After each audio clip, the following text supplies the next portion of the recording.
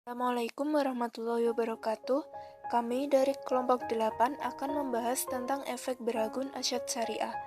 Sebelumnya, perkenalkan anggota kelompok kami. Yang pertama Istiqomah dengan akhir NIM 101, yang kedua Nazula Nur Aziza dengan akhir NIM 114, yang ketiga Lili Septianing Tias dengan akhir NIM 115, yang keempat Ahmad Aldi Aditya dengan akhir NIM 134. Selanjutnya, silakan simak materi dari kelompok kami.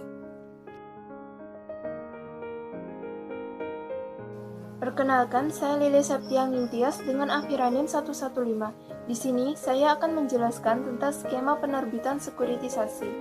Skema pembentukan dan penerbitan efek beragun aset syariah dibuat dengan tidak terdapat jual beli piutang dari kredit awal kepada pihak yang melakukan sekuritisasi. Pelaksanaan sekuritisasi syariah dapat dilakukan dengan dua metode, yaitu dengan SPV atau tanpa SPV. Skema transaksi yang dapat dilakukan dalam rangka sekuritisasi syariah antara SPV dan originator menggunakan akad utama, yaitu akad ijarah, mudharabah, dan musyarakah. Pada akad utama, akad yang sering digunakan yaitu akad ijarah. Akad ijarah lebih diminati oleh investor karena terdapat kepastian jumlah aliran kas yang akan diterima oleh investor. Pada akad mudharabah, resiko yang dihadapi oleh investor yaitu ketidakpastian jumlah aliran kas yang diterima. Hal ini disebabkan oleh aliran kas tersebut berkaitan dengan aliran kas dari underlying aset yang bersifat tidak tetap. Pada akad musyarakah, resiko yang dihadapi yaitu investor dianggap sebagai partner dari pengelola investasi, sehingga setiap resiko yang dihadapi didistribusikan secara proporsional kepada investor. Selain akad utama tersebut juga terdapat akad pendukung, seperti akad wakalah, hawalah, dan kafalah. Selanjutnya yaitu jenis aset dan pengalihan aset. Jenis aset yang merupakan objek sekuritas yaitu yang pertama residensial dan komersial mortgage atau pembiayaan gedung dan tempat tinggal, yang kedua leasing atau aset sewa guna usaha, yang ketiga future dan operating cash flow atau pendapatan yang digenerate dari suatu usaha, yang keempat aset-aset yang berasal dari pinjaman konsumtif. Untuk pengalihan aset keuangan memiliki dua macam bentuk, yakni pengalihan with recourse dan pengalihan through sale. Sebelumnya, perkenalkan saya Istiqomah dengan akhir NIM 101. Di sini saya akan menjelaskan mengenai hubungan perjanjian atau akad pihak-pihak yang terkait dalam sekuritisasi syariah. Pertama, yaitu perjanjian antara manajer investasi dan bank kustodian. Penerbitan EBA atau efek beragun aset dilakukan dengan mengalihkan aset yang tidak likuid ke Special Purpose Vehicle atau SPV untuk dikelompokkan ke pool of assets. SPV kemudian menerbitkan EBA untuk dijual kepada investor dalam bentuk kontrak investasi kolektif EBA atau KIK EBA. KIK EBA ini merupakan bentuk hukum dari kontrak antara manajer investasi dan bank kustodian untuk mengambil alih tagihan keuangan kreditur, menerbitkan EBA, dan mengelola tagihan keuangan untuk kepentingan investor. Perjanjian harus dibuat sebelum KIK EBA dan perjanjian harus berlangsung bersamaan dengan KIK EBA. Aset yang disekuritisasi nantinya akan beralih menjadi milik KIK EBA. Perjanjian jaminan juga akan ikut beralih ke tangan KIK EBA. KIK EBA ini dapat melindungi investor pemegang EBA dari risiko pahitnya kreditur, manajer investasi, dan bank kustodian, serta risiko gagal bayar. Yang kedua yaitu perjanjian CASI. Perjanjian ini merupakan pengalihan hak atas kebendaan tak bertubuh kepada pihak ketiga, yang biasanya berupa piutang atas nama. Perjanjian CASI dapat dilakukan melalui akta otentik atau akta bawah tangan. Syarat keabsahan dari perjanjian ini yaitu dengan pemberitahuan CASI tersebut kepada pihak terutang untuk disetujui dan diakui. Yang ketiga yaitu perjanjian pemeringkatan efek. Berdasarkan peraturan nomor 9C9 mengenai persyaratan pendaftaran dalam rangka penawaran umum efek berakun aset, penerbitan efek berakun aset harus dilengkapi dengan dokumen keterbukaan peringkatan EBA yang dikeluarkan oleh lembaga pemeringkatan efek dan tentunya telah disetujui oleh Bapepam LK.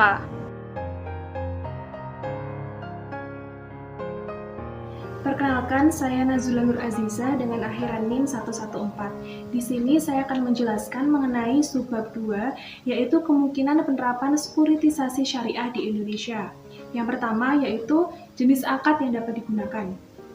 Dalam transaksi syariah, terdapat salah satu karakter yang membedakan dengan transaksi konvensional, yaitu dalam syariah, penerbitan suatu produk keuangan akan di-backup oleh real asset yang berkaitan dengan pembiayaan dari instrumen keuangan yang diterbitkan dan arus kas kontraktual yang merupakan sumber pendapatan dari instrumen keuangan yang diterbitkan.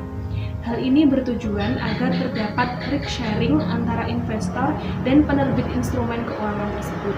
Dengan demikian, konsep sukuk dan sekuritisasi syariah adalah sama.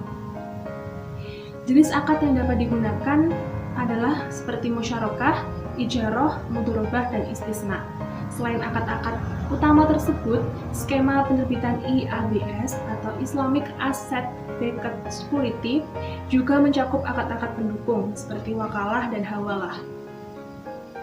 Untuk penerapan sekuritisasi aset syariah di Indonesia saat ini, akad yang dapat diterapkan adalah sebagaimana diatur dalam peraturan Bapepam LK, yaitu ijarah dan mudharabah. Yang kedua, jenis aset yang dapat disekuritisasi. Pada banyak negara maju ataupun negara berkembang, sumber pendanaannya menggunakan konsep pemanfaatan resiko kredit. Sekuritisasi menjadi salah satu teknik keuangan yang menggunakan konsep pemanfaatan resiko kredit. Karena sekuritisasi merupakan suatu proses transformasi aset keuangan kreditur atau originator menjadi liquid, yaitu menjadi surat berharga yang dapat diperdagangkan sesuai kebutuhan investor. Dengan demikian, perusahaan akan mendapatkan dana dengan menyerahkan aset keuangan yang dimilikinya. Kemudian diterbitkan menjadi surat berharga oleh pihak lain yang dikenal dengan sebutan Special Purpose Vehicle yang bertindak sebagai mediator antara pihak yang membutuhkan dana dengan investor sehingga mengubah ketergantungan kreditur kepada kemampuan debitur untuk melunasi pinjaman. Sekuritisasi dapat dikelompokkan menjadi dua jenis. A. Sekuritisasi arus kas tetap, yaitu efek beragun aset yang memberikan pemegangnya penghasilan tertentu seperti kepada pemegang efek bersifat utang. B. Sekuritisasi atau EBA arus kas tidak tetap, yaitu efek beragun aset yang memberikan pemegangnya penghasilan tidak tertentu seperti kepada pemegang efek bersifat ekuitas. Nama saya Ahmad Aldi Aditya, NIM 1240-193 Saruki Dapat. Sini saya dari kelompok 8 pasar modal syariah, dan saya akan menjelaskan tentang 3 praktek sekuritasi aset syariah di luar negeri yang dapat diadopsi di Indonesia. Dari uraian praktek sekuritasi aset syariah di luar Amerika, Timur Tengah, Asia, Eropa maupun Amerika Utara, didefinisikan beberapa karakteristik yang melekat pada penerbitan IBA syariah di luar negeri. Beberapa karakteristik tersebut mungkin tidak dapat diaplikasikan di suatu negara pemahaman fikih muamalah berbeda dengan negara lainnya. Oleh karena itu, untuk melihat apakah IBA syariah di luar negeri dapat diadopsi di Indonesia, perlu dipahami yang ada di Indonesia khususnya regulasi baik konvensional maupun syariah yang mengatur mengenai IBA terkait peran SPV dalam eksteritasi aset sebagaimana dilakukan di luar negeri. Di Indonesia, hal tersebut sebenarnya juga dimungkinkan dalam Peraturan Presiden Nomor 1 Tahun 2008 tentang perubahan atas peraturan sebagai Nomor 25 didefinisikan adalah perseroan terbatas yang ditunjuk oleh lembaga keuangan yang khusus didirikan untuk membeli aset. Utang SPV membeli kumpulan aset keuangan dan kreditor asal utang dan memberikan surat utang.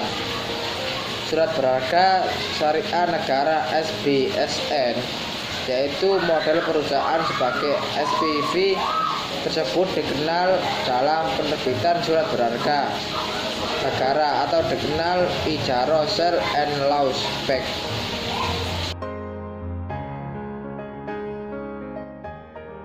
Pembahasan yang terakhir yaitu mengenai review jurnal dengan judul Perlindungan Hukum Terhadap Investor Pemegang Hak Efek Berakun Aset dalam hal terjadi gagal bayar. Studi pada efek berakun aset berbentuk surat partisipasi sarana multigria finansial Bank Tabungan Negara nomor 3 tahun 2017 oleh penulis Roberta Nimas Ayu Ratna Ningtyas, Budi Harto, dan Paramita Prana Ningtyas.